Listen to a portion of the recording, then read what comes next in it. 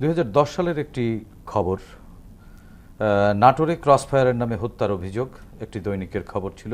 হাসিনা সরকার Crossfire শব্দটিকে মূলত রাষ্ট্রীয় হত্যাকাণ্ডকে ঢাকতেই ব্যবহার করতেন কিনা, বা এই শব্দটি হঠাৎ আবারও বিপুলভাবে বাংলাদেশের রাজনীতি এবং আমাদের সংস্কৃতিতে গেঁথে গিয়েছিল, কারণটা কি?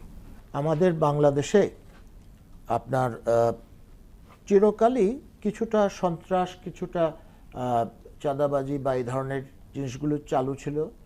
এই জিনিসগুলো সাধারণভাবে পুলিশ চিরকাল এটাকে ম্যানেজ করে এসছে বা কন্ট্রোলে রেখেছে। কিন্তু পরবর্তীতে যখন আপনার যদি আপনি আন্তর্জাতিক প্রেক্ষাপট চিন্তা করেন, যে 9/11 যখন হলো আমেরিকাতে, তারা শুরু করলো ওয়ার অন টেরর। আর আমাদের বাংলাদেশে আপনার এইটার পরিপ্রেক্ষিতে আমরা এই সন্ত্রাসীদেরকে আমরা চিহ্নিত এবং তাদেরকে দমন করার জন্য আমরা বাংলাদেশ সরকার একটা লিস্ট তৈরি করলো 23 জন শীর্ষ সন্ত্রাসীর নামে, যাদের জন্য ধরিয়ে দেওয়ার জন্য 1 লক্ষ টাকা করে পুরস্কারও ঘোষণা করা হয়েছিল। কিন্তু আপনার এরা আন্ডারগ্রাউন্ডে চলে গেল এবং আপনার চাঁদাবাজি এবং সন্ত্রাস, হত্যাকাণ্ড এগুলি তারা চালিয়ে যাচ্ছিল। সেই পরিপ্রেক্ষিতে আপনার 2004 সালের দিকে র্যাপিড, এটা হলো 2002 থেকে 2003-এর মধ্যে অপারেশন ক্লিন হার্ট করা হয়। সেখানে বেশ কিছু মানুষ আপনার অস্বাভাবিক মৃত্যুর শিকার হন।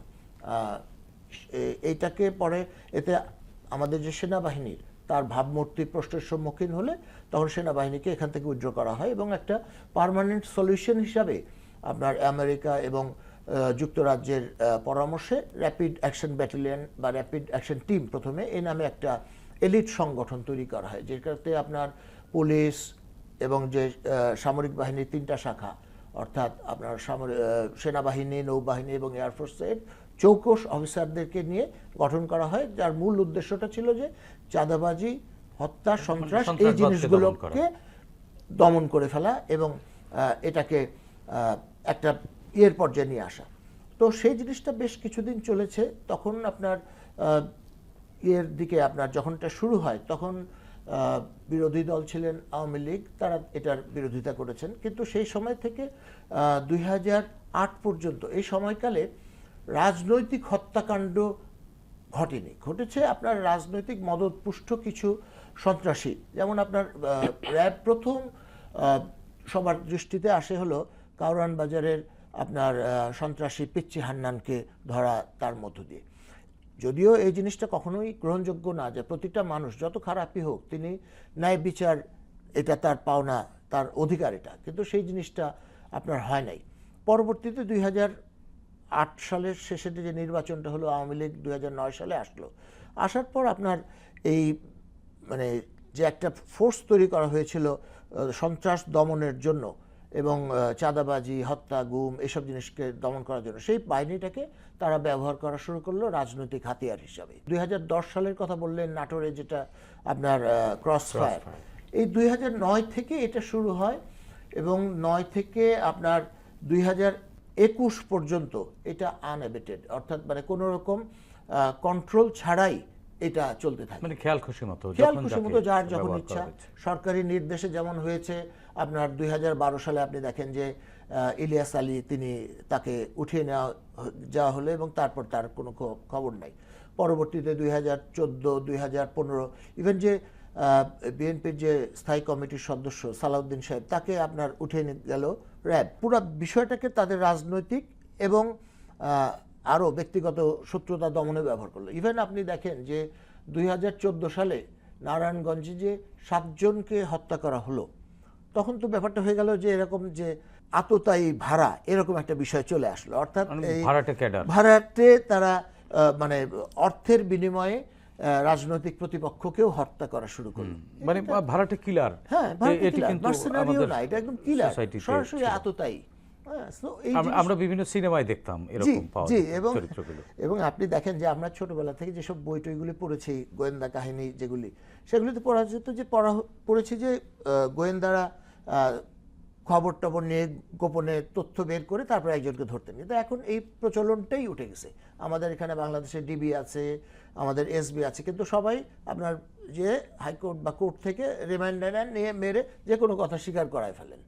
তো এই যে একটা ফেজ শিফট হয়ে গেছে আমাদের চিন্তা ভাবনার মধ্যে, যে আমাদের পুলিশ বাহিনী বা আমাদের গোয়েন্দা বাহিনী তারা এই গোয়েন্দা বৃত্তির কাজের চেয়ে মানুষকে অত্যাচার করে তথ্য বা মন গড়া তথ্য একটা মানে স্বীকার করে স্বীকারোক্তি দিতে বাধ্য করা, এই জিনিসগুলি হয়েছে। তার মানে এটি কি ক্রস ফায়ার বলা যায় না রাষ্ট্রীয় হত্যাকাণ্ড, রাষ্ট্রীয় পৃষ্ঠপোষকতায় হত্যাকাণ্ড? এখানে আপনার ঘটনাগুলো কি, এটা যে বিবরণগুলি পড়বেন আপনি, কোনো বিবরণের মধ্যে কোনো তফাৎ দেখবেন না, যে তাদেরকে ধরা হয়েছে কাউকে, তাকে নিয়ে রাতে বেলা বা ভোর রাতে গেছে তার অস্ত্র উদ্ধার করতে, সেই সময় তার সঙ্গী সাথীরা তাকে ছুটিয়ে নেওয়ার জন্য গুলি করেছে, তখন অন্যদের কিছু হয়নি, শুধু সেই সন্ত্রাসী এবং এরপরে কিছু ভাঙাচোরা পিস্তল বা রিভলভার, এগুলো কিছু না। এইসব ক্রস ফায়ার কাউন্টার অ্যাটাকে আইন শৃঙ্খলা বাহিনীর কোনো সদস্য কখনো কিন্তু হতাহতের ঘটনা ওইভাবে পাওয়া যায় না। এটা আপনার কখনো কখনো বলেছে দু একজন যে আহত হয়েছেন, কিন্তু তারা কিন্তু আলোর মুখ দেখেনি, আলোর মুখ দেখে না, সেই আহত ব্যক্তিকে কিন্তু আমরা দেখিনি কখনো না। এবং আমরা কোনো বিচার বিভাগীয় তদন্ত দেখি নাই। আপনি দেখেন যে 2018 না 20-এর দিকে আপনার যে কক্সবাজারের যে একরাম হত্যা, যেটার মাধ্যমে পুরা জিনিসটা সারা বিশ্বে নাড়া ফেলে দিল, একরাম সাহেবের হত্যার মামলাটা পর্যন্ত নেওয়া হয়নি। হ্যাঁ, এবং তার পরিপ্রেক্ষিতে কিন্তু আপনার র্যাব সহ র্যাবের শীর্ষ 7 জন কর্মকর্তা যারা কর্মরত ছিলেন কিংবা অন্য অর্গানাইজেশনে গিয়েছেন, তাদের উপর স্যাংশন ট্রেজারি বিভাগ থেকে আমেরিকার স্যাংশন দেওয়া হলো। তো এই বিষয়টা কোনোভাবেই গ্রহণযোগ্য না। ইভেন কেউ যদি সন্ত্রাসীও হয়, তাকে ধরে আপনার আইনে সোপর্দ করতে হবে এবং আইনকে কঠোরভাবে প্রয়োগ করতে হবে। আমাদের সমস্যাটা হয়েছে আমাদের দেশে যে আমরা আইনের কঠোর প্রয়োগ আমরা দেখি না।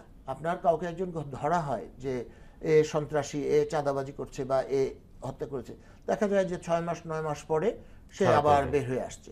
তখন এই কারণে যে আপনার সাধারণ মানুষ, যে র্যাব তৈরির পরে যে এই যে ক্রস ফায়ারগুলি হয়েছিল, যে আপনার নারায়ণগঞ্জ শহরে একজন বড় নেতা বা সন্ত্রাসী নেতা বলেন হত্যা করা হয়েছে, তার সব ক্ষেত্রে, এবং এই যে কারণ বাজারে পিচ্চি হান্নানের কথা বললাম, সবে মিষ্টি বিতরণ করেছে।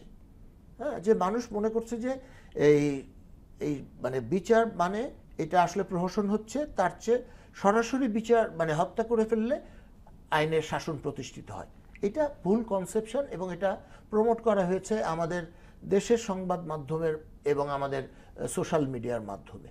এখন আমরা মনে করি যে এই ভুলটার থেকে আপনার এটা প্রোপাগেট করেছে এই রাজনীতিতে, এবং রাজনীতির যারা নেতৃবৃন্দ তারা এটা শিকার হয়েছেন।